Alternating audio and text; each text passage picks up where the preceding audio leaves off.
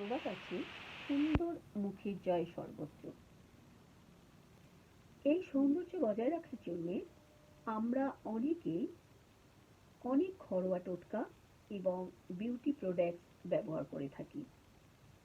আমি চন্দনী বিশ্বাস সুদীর্ঘ 25 বছরের সৌন্দর্য চর্চার অভিজ্ঞতা আপনাদের কাছে নিয়ে আসছি আমার এই চ্যানেলের মাধ্যমে। আমি বিশ্বাস করি আমার প্রতিটি পোস্টে দেওয়া টিপস কারোর চেহারাকে নিখুঁত করতে সাহায্য করতে পারে এবং সে আরও সুন্দর বোধ করতে পারে।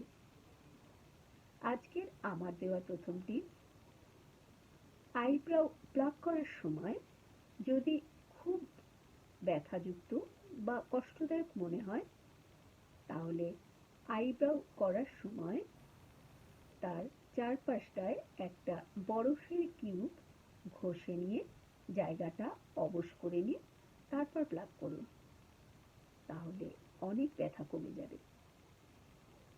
আবার আসছি কালকে সেকেন্ড টিপস নিয়ে। Thank you for watching.